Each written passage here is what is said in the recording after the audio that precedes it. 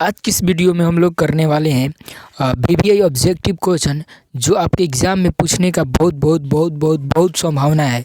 तो आप लोग एक एक मतलब कि सारे प्रश्न को याद कर लीजिएगा। आपका एग्ज़ाम का डेट बहुत ही नज़दीक है। 16 फरवरी से 16 फरवरी से आपका एग्ज़ाम पड़ने वाला है।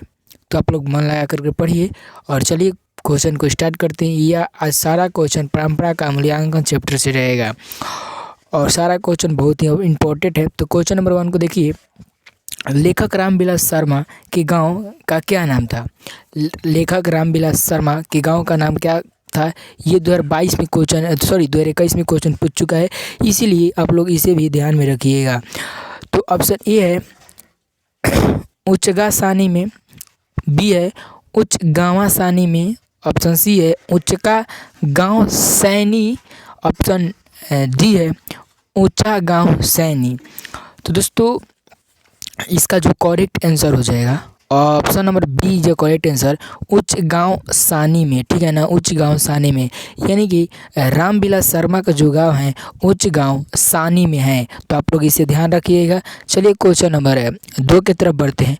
क्वेश्चन नंबर देखिए, 2 भौकाल सवाल है, आप एग्जाम में पूछने की संभावना है, 2021 में पूछ चुका है। क्वेश्चन है, भौतिकवाद का अर्थ भाग्यवाद नहीं है, किस निबंध की पंक्ति है? भौतिकवाद का अर्थ भाग्यवाद नहीं है, किस निबंध की पंक्ति है? ऑप्शन ए है नगरीय लिपि, बी है परंपरा का मूल्यांकन, सी है श्रम विभाजन और जाति प्रथा, डी है नाखून क्यों बढ़ते हैं। तो दोस्तों इसका करेक्ट आंसर हो जाएगा आप सभी का option number B. Option number B is a correct answer, परंपरा का मूल्यांकन। भौतिकवाद का अर्थ भाग्यवाद नहीं है, किस चैप्टर से लिया गया है, किस चैप्टर का पंक्ति है? तो परंपरा का मूल्यांकन, ठीक है ना। चलिए क्वेश्चन नंबर 3 को देखिए, रामविलास शर्मा का जन्म कब हुआ था? रामविलास शर्मा का जन्म कब हुआ था? ऑप्शन ए है 1910, बी है 1911, सी है 1912, डी है 1914। तो दोस्तों रामविलास शर्मा का जो जन्म हुआ था, रामविलास शर्मा का जो जन्म हुआ था दोस्तों, वो हुआ था 1912 ईस्वी। Option number C is a correct answer, यानी कि रामविलास शर्मा का जो जन्म हुआ था वह 1912 ईस्वी में हुआ था। ये दोस्तों देखिए कितना बेबी है, 2019 में पूछ चुका है, 2021 में पूछ चुका है और 2023 में पूछने का संभावना है। इसीलिए आप लोग ये सारे प्रश्न को याद कर लीजिए और इस चैनल पर ऐसे ही डेली प्रश्न कराया जाता है, तो आप लोग चैनल को भी सब्सक्राइब कर लीजिएगा। चलिए क्वेश्चन नंबर 4 को देखिए, परंपरा का मूल्यांकन क्या है? मतलब परंपरा का मूल्यांकन कौन सी विधा है?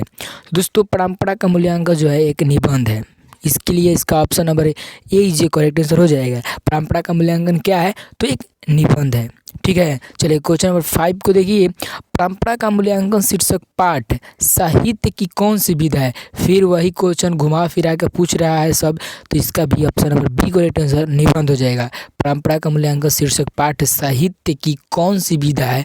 तो यह निबंध है। चलिए क्वेश्चन नंबर 6 को देखिए, परंपरा का ज्ञान किसके लिए आवश्यक है?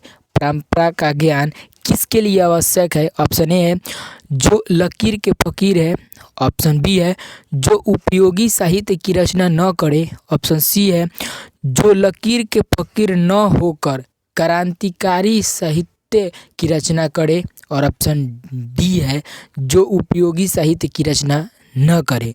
तो क्वेश्चन नंबर 6 का ऑप्शन नंबर देखिए कौन आंसर हो जाएगा, तो हम बता रहे हैं आप सभी को, उसका करेक्ट आंसर हो जाएगा ऑप्शन नंबर जो सी है, जो लकीर के फकीर न होकर क्रांतिकारी साहित्य की रचना करे, वही परंपरा का ज्ञान उसके लिए ही आवश्यक है। तो परंपरा का ज्ञान किसके लिए आवश्यक है? तो जो लकीर के फकीर न होकर क्रांतिकारी साहित्य की रचना करे। तो इसका करेक्ट आंसर हो जाएगा ऑप्शन नंबर सी। चलिए क्वेश्चन नंबर 7 को देखिए, बहुत ही बेहतरीन क्वेश्चन, जारशाही कहाँ थी? जारशाही कहाँ थी? ऑप्शन ए है रूस में, बी है जापान में, सी है फ्रांस में, डी है चीन में। तो इसका जो करेक्ट आंसर हो जाएगा मेरे भाई, इसका करेक्ट आंसर हो जाएगा ऑप्शन नंबर ए रूस में। जारशाही कहाँ थी? तो रूस में। जारशाही कहाँ थी? तो रूस में, इसका करेक्ट आंसर आप लोग टिक कीजिए, रूस में इसका करेक्ट आंसर हो जाएगा। चलिए क्वेश्चन नंबर 8 को देखिए, निराला की साहित्य साधना की रचना है, मतलब निराला की साहित्य साधना की रचना है, तो इसका करेक्ट आंसर हो जाएगा 8 का option number d, Ramvilas Sharma. Nirala Sahitya Sadhana के रचनाकार हैं, मतलब किसका रचनाकार है, तो रामविलास शर्मा की। चलिए क्वेश्चन नंबर 9 को देखिए, 9 नंबर क्वेश्चन को देखिए, साहित्य के निर्माण में प्रतिभाशाली मनुष्य की डॉट डॉट डॉट भूमिका है, तो इसका खाली स्थान को भरना है। तो 9 का करेक्ट आंसर हो जाएगा ऑप्शन नंबर बी, निर्णायक। निर्णायक देखिए, साहित्य के निर्माण में प्रतिभाशील मनुष्य की निर्णायक भूमिका है, क्या, तो निर्णायक भूमिका है। Option number B correct answer हो जाएगा 9 का। चलिए देखिए क्वेश्चन नंबर 10 को देखिए, क्वेश्चन नंबर देखिए 10, जातीय असीमता की दृष्टि से इतिहास का प्रवाह कैसा है। जातीय असीमता की दृष्टि से इतिहास का प्रवाह कैसा है, तो 10 का करेक्ट आंसर हो जाएगा ऑप्शन नंबर सी, विच्छिन्न और अविच्छिन्न, ठीक है ना, विच्छिन्न और अविच्छिन्न। जातीय अस्मिता की दृष्टि से इतिहास का प्रवाह कैसा है, तो option number C is correct answer, इसका सी को टिक कीजिएगा।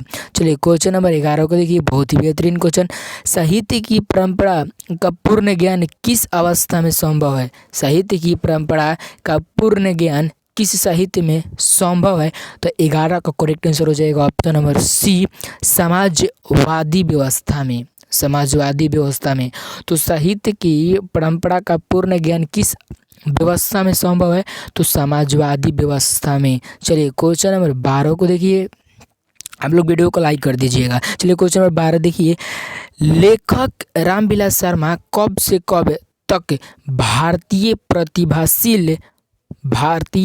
प्रगतिशील लेखक संघ के महामंत्री रहे। तो देखिए 12 का करेक्ट आंसर हो जाएगा ऑप्शन नंबर बी, 1949 से 1953 ईस्वी तक, ठीक है। इसका ऑप्शन नंबर बी को आप लोग टिक कीजिए, बहुत ही इसका राइट आंसर है। लेखक रामविलास शर्मा कब से कब तक भारतीय प्रगतिशील लेखक संघ में महामंत्री रहे, तो ऑप्शन नंबर बी को टिक कीजिए, 1949 से 1953 तक। चलिए क्वेश्चन नंबर 13 देखिए, क्वेश्चन नंबर 13 को देखिए, द्वंद्वात्मक भौतिकवादी मनुष्य की चेतना को आर्थिक संबंधों से प्रभावित मानते हुए उसकी सापेक्ष स्वाधीनता स्वीकार करता है। यह पंक्ति किस पाठ से लिया गया है, यह पंक्ति किस पाठ से लिया गया है, तो ऑप्शन ए है शिक्षा और संस्कृति, बी है अभिनय, सी है परंपरा का मूल्यांकन, डी है नौबत खाने में। तो इसका जो करेक्ट आंसर हो जाएगा मेरे दोस्त, वो हो जाएगा ऑप्शन नंबर सी, परंपरा का मूल्यांकन। चलिए क्वेश्चन नंबर नेक्स्ट को देखिए, और ये बहुत ही बेहतरीन 14 नंबर क्वेश्चन है, क्योंकि यह 2022 में पूछ चुका है, ठीक है। तो क्वेश्चन नंबर 14 को देखिए, समाजवादी विकास क्रम में सामंती सभ्यता की अपेक्षा किस सभ्यता को अधिक प्रगतिशील कहा जाता है।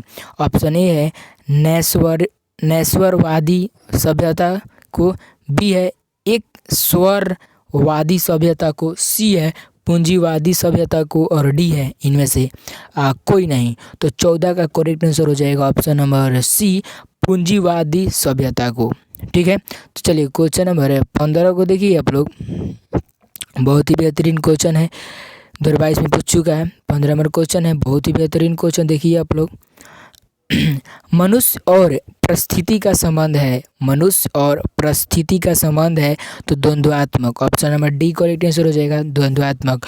और आज का अंतिम प्रश्न 16 नंबर प्रश्न को देखिए, बहुत ही बेहतरीन प्रश्न है, जारशाही रूस सोवियत समाज में पढ़े जाने वाले लोकप्रिय साहित्यकार कौन है, तो इसका करेक्ट आंसर हो जाएगा मेरे दोस्त ऑप्शन नंबर ए, तोल्स्टॉय। और मैं आशा करता हूँ कि आप लोगों को वीडियो अच्छा लगा होगा, और इस वीडियो में सारा प्रश्न जो है, मतलब इसमें जितना प्रश्न है सभी VVI प्रश्न है, आपके एग्जाम में आप पूछ सकता है। इसीलिए अगर इसमें इसका प्रश्न आपको नहीं याद होगा तो एक बार और इस वीडियो को देखिए। तब तक के लिए जय हिंद, वंदे मातरम। फिर मिलते हैं अगले वीडियो में, जय हिंद।